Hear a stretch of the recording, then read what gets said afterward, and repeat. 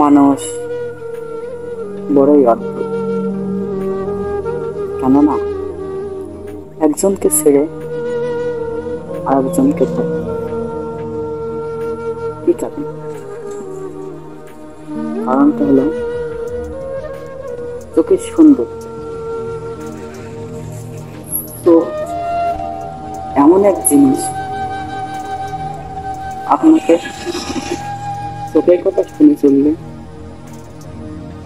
পস্তাতে হবে। আপনার চোখকে আপনি কন্ট্রোল করে রাখবেন। চোখটাই আপনি আপনার চোখটাই আপনি কন্ট্রোল করতে পারবেন। যেমন আপনি আপনার চোখের অনার, আপনি এই উদাহরণটা দিলাম। কিছু মানুষ আছে সৌন্দর্যকে ভালোবাসে, কিছু কিছু মানুষ আছে অসৌন্দর্যকে ভালোবাসে। এই জন্য আমি একটি উদাহরণটা দিচ্ছি। আপনি যাকে কথা বলে বন্ধুকে খুঁজে পান,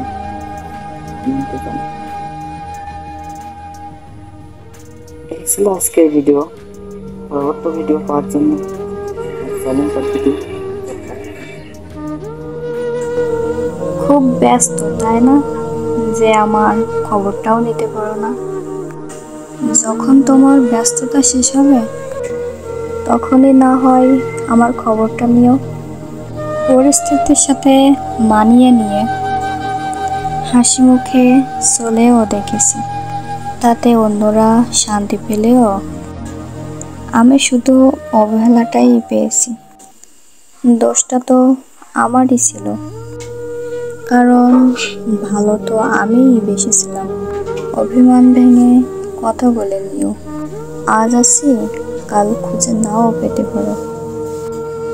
তোমার কথাটাই সত্যি হলো মা। তুমি ছাড়া আমার ভালোবাসাটা আর কেউ বুঝলো না। বেঁচে থাকতে একাকিত্বে আর কাউকেই খুঁজে পাওয়া যায় না। আর মরে গেলে ভালোবাসার মানুষের অভাব হয় না। কিচ্ছু চাই না, শুধু ভালোবাসা ছাড়া। আমিও তাদেরই দলে। বেঁচে থেকেও মরে যায় যারা। ভালোবাসা কাঁচা সবজির মতো, নষ্ট হয়ে যায়, তাই যত্ন করে বুকের মধ্যে আগলে রাখতে হয়। দুঃখ হলো এমন একটা অনুভূতি যা আমাদের ভেতর থেকে ভেঙে দেওয়ার ক্ষমতা রাখে। তাই দুঃখ ও দুঃখের কারণগুলোকে মনের ভেতর চেপে রাখতে নেই। দুঃখের অনুভূতিগুলোকে কারোর সাথে শেয়ার করে মন হালকা করে নিতে হয়।